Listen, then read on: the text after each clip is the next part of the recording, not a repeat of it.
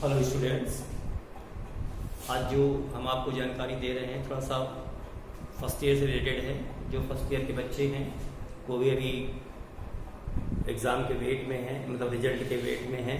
फिर भी अब चूँकि स्कूल और कॉलेज आपके खुल गए हैं तो इस लगभग खुलने वाले हैं या कहीं भी इधर उधर पढ़ भी रहे हैं, फिर भी थोड़ी बहुत जानकारी अगर लेते रहेंगे तो फिर क्या होगा, वीडियो के माध्यम से आपको फ़ायदा मिलेगा और पहले से थोड़ा बूस्टअप रहेंगे तो फिर जब क्लास आपके रनअप होंगे तो आपको ज़्यादा प्रॉब्लम नहीं रहेगी।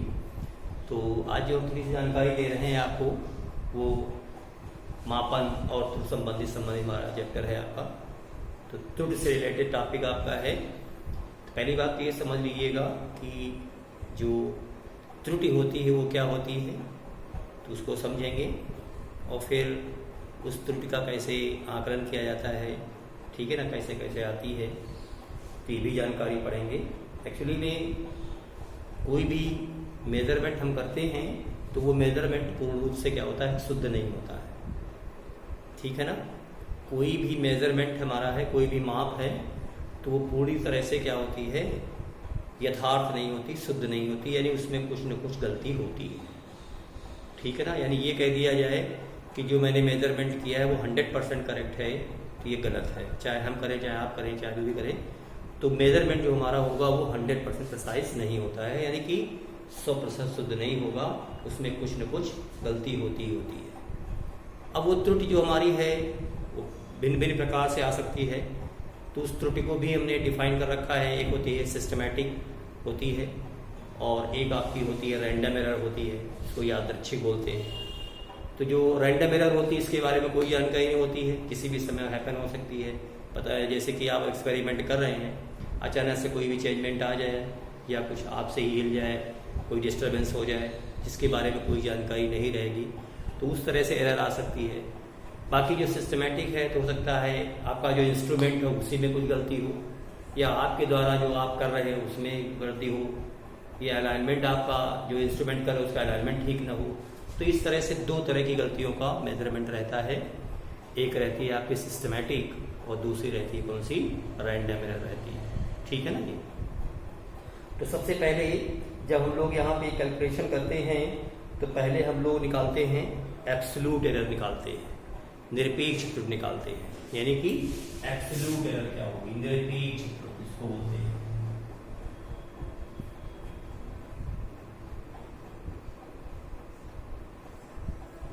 ठीक है ना। तो इसमें क्या होगा, जो वैल्यू आपको दी जाएगी, जैसे मान लिया आपने देखा होगा गुरुत्वाकर्षण जी का मान 9.8 होता है, फिर आपसे कहा जाता है कि इसको आप मतलब वैल्यू कैलकुलेट करिए, एक्सपेरिमेंट निकालिए, आप यानी प्रायोगिक मान इसका मान निकालिए या कैलकुलेट करिए, या सीधे सीधे से कह लीजिएगा कि कोई एक मेजरमेंट कह दिया गया कि 2.5 सेंटीमीटर मेजर करना है आपको, तो आप स्केल से 2.5 मेजर करते हो। बेशक आप बहुत अच्छा नापते हो, मगर उस 2.5 जो आप मेजर करोगे that will be not exactly 2.5, उसमें कुछ न कुछ आपका अंतर होगा ही होगा। तो मान लेते हैं कि जो वास्तविक मान हमारा जो रियल वैल्यू है, जो वास्तविक मान है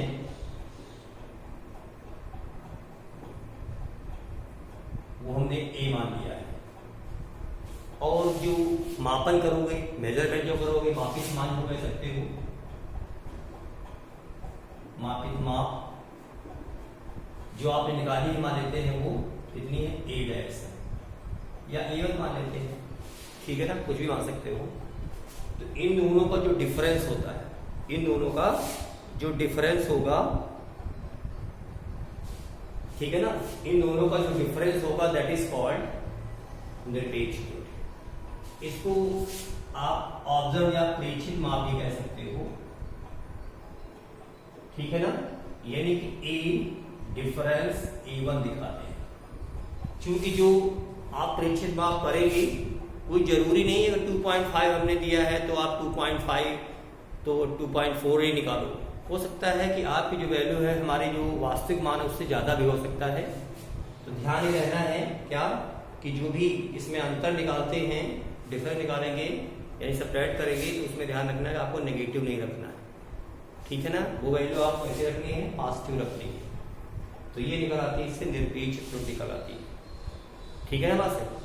और अगर हमारी कई एक मेजरमेंट लिए गए हैं, क्योंकि होता क्या है कि त्रुटि को कम करने के लिए हम जो मेजरमेंट करते हैं, तो मेजरमेंट जो हमारा वो ज़्यादा से ज़्यादा शुद्ध हो, इसके लिए हम क्या करते हैं, उसको रिपीट करते हैं कई बार। हाई स्कूल में तो प्रैक्टिकल कम किए हैं, मतलब ना के बराबर ही किए हैं, मगर आप जब फर्स्ट ईयर या 12th में प्रैक्टिकल करेंगे तो उसमें ज़्यादातर आपने देखा होगा, ज़्यादातर आप देखेंगे यहाँ पर कि 3 या 5 आपसे ऑब्जर्वेशन कराए जाते हैं और फिर उनका क्या लिया जाता है, एवरेज लिया जाता है। तो जब 3-4 ऑब्जर्वेशन लिए गए वो इसीलिए लिए जाते हैं ताकि जो मेजरमेंट में जो एरर है, जो त्रुटि है, वो कम से कम रहे, ये प्रयास किया जाता है। ठीक है ना, इसलिए हम क्या करते हैं, ऑब्जर्वेशन के नंबर बढ़ा देते हैं। तो माप तो हमारी ये है, तुम्हारा एक प्रेक्षित माप किसी ने 1 निकाली, दूसरे ने A2 निकाली, तीसरे ने A3 निकाली।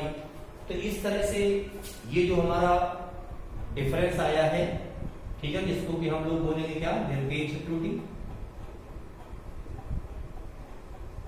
जिसको कि हम डेल्टा A1 कह सकते हैं। ठीक है ना। इसी प्रकार से इसमें से इसको माइनस कर देंगे तो ये हो जाएगा A1, A डिफरेंस A2 हो जाएगा, तो ये डेल्टा A2 कहलाएगा। ठीक है ना।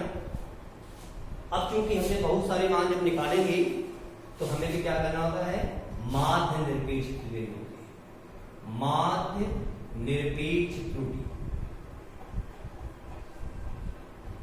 ठीक है ना, जिसको कि हम डेल्टा A बार कह सकते हैं। तो ये जो हमारा होगा वो क्या होगा, जितने हमारे मेजरमेंट हमारे होंगे, औसत आप निकालना जानते होंगे, जैसे कि हाई स्कूल में निकालते हैं, जैसे कि 10 चीजें हैं, 10 मासेस के लिए गए हैं अलग अलग, उनको सबको जोड़ दीजिएगा और नंबर 10 से डिवाइड कर दीजिएगा। तो ठीक इसी प्रकार से जितने भी मेजरमेंट हमारे होंगे, सपोज करिए A1, A2, A3, चलते माने हमने n मेजरमेंट लिए, n हमारी कोई नंबर है और क्या करेंगे, इसको n से ही डिवाइड कर देंगे। तो ये फिर हमारा क्या कहलाता है, तो बोलते हैं माध्य निरपेक्ष त्रुटि। और ध्यान रहे बच्चों कि अगर केवल हमारा मेजरमेंट एक ही है, मन ने केवल एक ही बार मेजरमेंट किया है, तो फिर आपको बार लगाने की रिक्वायरमेंट नहीं है। ठीक है ना। अगर हमने केवल एक ही बार मेजरमेंट किया है, एक ही बार प्रेक्षित किया है वैल्यू को, तो फिर आपको यहाँ बार लगाने की जरूरत नहीं है। ठीक है ना, केवल सिंपल लिख सकते हैं। फिर बेटा इसमें आती है बात, भिन्नात्मक त्रुटि की बात आती है। भिन्नात्मक त्रुटि, ठीक है ना। तो इसमें क्या होगा, जो हमारा माध्य निरपेक्ष त्रुटि है और ये हमारा जो वास्तविक मान है, इससे क्या कर देते हैं, इसको डिवाइड कर देते हैं।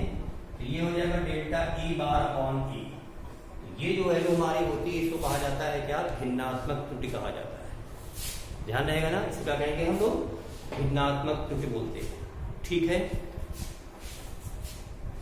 हमने क्या बताया कि अगर मेजरमेंट एक ही है, यानी एक ही बार केवल प्रेक्षित किया गया है, तो फिर आपको केवल डेल्टा A लिखने की रिक्वायरमेंट है, बार लगाने की रिक्वायरमेंट नहीं है। ठीक है ना। और अगर हम इसी delta A upon A into 100, इसमें अगर 100 से मल्टीप्लाई कर देते हैं, तो फिर इसका नाम होता है प्रतिशत त्रुटि। तो फिर इसका नाम क्या होगा कि प्रतिशत त्रुटि बोलते हैं, परसेंटेज। एक्चुअली में जो एरर हमारी होगी बहुत ही कम होती है, तो इसको क्या करना होता है, हमें बढ़ा के दिखाना, यानी कि 100 के टर्म से दिखाना होता है 100 के पदों में। तो इसलिए क्या करते हैं, इसको हम 100 से मल्टीप्लाई कर देते हैं। ठीक है ना। अब आपको हम जो मेजरमेंट होगा उसमें साधारणतः आप कैसे त्रुटि का आकलन करते हैं, ये जानकारी देखेंगे आप। जैसे कि कुछ मेजरमेंट हम देते हैं आपको, जैसे कि मैंने ले लिया है 2.57, 0.253, 1.23, इस तरह से मेजरमेंट मैंने ले रखे हैं। तो फिर हमें इसमें देखना होता है एरर कितनी है। एक चीज तो आप समझ रहे हैं, जब 2.57 का मेजरमेंट करोगे तो ये जो 57 जो डिवीजन होगा, उससे मतलब होगा ये 2 और 5, इनका मेजरमेंट कहीं यूज नहीं है। सबसे बढ़िया तरीका ये है कि जो डेसिमल के बाद जो आपका, या डेसिमल नहीं लिखा कोई बात नहीं है, आपको क्या करना है कि जो राइट साइड में आपका लास्ट डिजिट हो, दाहिनी तरफ जो अंतिम अंक हो, उसके स्थान पे क्या लिख देना है आपको, 1 लिख देना है और बाकी को आपको 0 से फिलअप कर देना है। क्योंकि मापन में जिस अंक का हमने प्रयोग ही नहीं किया, जिसको हमने नापा ही नहीं, उसमें त्रुटि की कोई संभावना नहीं है। जो चीज हम मापेंगे, प्रेक्षित करेंगे, ऑब्जर्व करेंगे, गलती हमारी वही हो सकती है। जिसको हमने मेजर ही नहीं किया वहां गलती की संभावना बहुत ही कम होगी। तो इस हिसाब से इसमें देखेंगे, यहाँ पे देखिए, यहाँ पे 1 रखेंगे तो बाकी स्थानों को आपको 0 से भरना पड़ेगा, तो 0.001 हो जाएगा। इसी प्रकार जब इसको करेंगे तो ये हो जाएगा 0.01 हो जाएगा। तो ये जैसे ए हमारा ये हुआ और तो ये हमारा कहलाएगा क्या, डेल्टा ए इसमें कहलाता है अगर सिंगल मेजरमेंट। और इसी चीज में जैसे 2.57 है आपका और कई एक ऑब्जर्वेशन किसी कैंडिडेट ने लिए, जैसे मान लेते हैं कि 2.57 है, जैसे एक कैंडिडेट ने निकाला इसको 2.57 निकाला, एक कैंडिडेट ने 2.59 निकाला, एक कैंडिडेट ने 2.54 निकाला, एक कैंडिडेट 2.56 निकाल दिया। तो इस तरह से अलग अलग मेजरमेंट आए। तो फिर हमें क्या करना होगा, हम वहां पर फिर मीन एब्सोल्यूट वैल्यू निकालेंगे, मतलब आप निकालेंगे माध्य निरपेक्ष त्रुटि निकालेंगे, ठीक है ना, माध्य निरपेक्ष त्रुटि। तो फिर उसको निकालने का भी तरीका जैसे मैंने बताया था आपका, ये आपका ए हो जाएगा, ये आपका A1 है, ये A2 हो जाएगा, ये A3 हो जाएगा, ये A4 हो जाएगा। तो फिर वही काम, पहले हम डेल्टा A1 निकालेंगे। डेल्टा A1 निकालने के लिए आप वही बताया था मैंने आपको, A डिफरेंस A2 A1 करेंगे, फिर यहाँ पे A डिफरेंस A2 करेंगे, A डिफरेंस A3 और A डिफरेंस A4, इस तरह से ये डेल्टा A1 A2 हो जाएगा, डेल्टा A3 और डेल्टा A4। और फिर जो डिफरेंस आएंगे इनको सबको जोड़ेंगे और फिर उसके बाद हम delta A1, delta A2, delta A3, delta A4 और इसको 4 से क्या कर देंगे, हम भाग कर देंगे, तब हमको ये डेल्टा ए यानी कि एक प्रकार से त्रुटि की जानकारी हो पाएगी, ठीक है ना।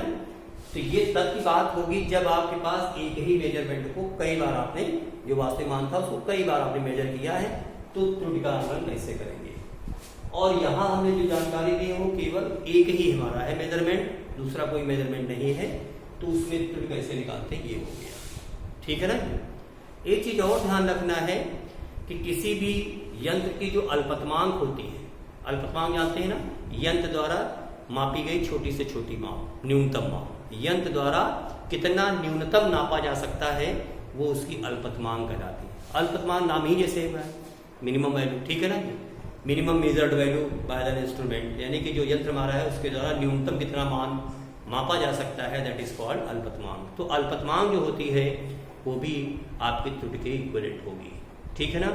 तो जैसे मान लेते हैं एक साधारण क्वेश्चन लेते हैं, जैसे कि हमने एक मेजरमेंट दे दिया है कि एक वायर की लेंथ है जो मेजर की गई वो 2.57 सेंटीमीटर मेजर की गई है, 2.5 ले लिया, 2.5 ले लिया।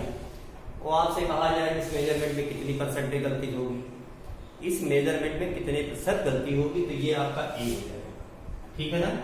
फिर डेल्टा ए चाहिए होगा, यानी त्रुटि चाहिए होगा। तो त्रुटि निकालने के हमने क्या बताया था आपको कि आपको अंतिम अंक में क्या लिख देना है, 1 लिख देना है और बाकी स्थान को आपको 0 से फिलअप कर देना है।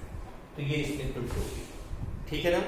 फिर दूसरा काम क्या करना है कि डेल्टा ए को ए से भाग कर देना है, यानी कि 0.01 अपॉन 2.50। ये जो लिखा हुआ है इसको कहा जाता है भिन्नात्मक त्रुटि बोलते हैं, ठीक है ना।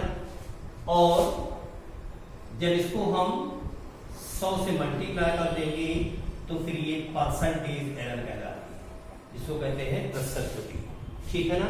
तो ये हो जाएगा 0.01 2.50 into 100, ओके।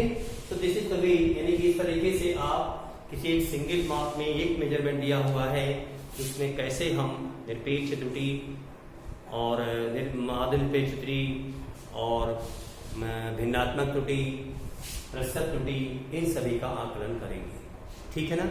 अब देखिए यहाँ तो एक मेजरमेंट है, कोई जरूरी तो है नहीं कि जो हम आकलन कर रहे हैं या कोई फार्मूला या कोई किसी चीज़ का कन्वर्सन कर रहे हो तो केवल एक ही चीज भौतिक राशि उसमें हो सकता है उसमें कई भौतिक राशियां होंगी और एक भौतिक राशि का कई बार प्रयोग किया गया हो, तो उससे रिलेटेड आपको हम जानकारी नेक्स्ट वीडियो में देंगे। ठीक है ना। Okay, thank you, keep reading, अच्छे से पढ़ाई करते रहिएगा। Okay, thank you.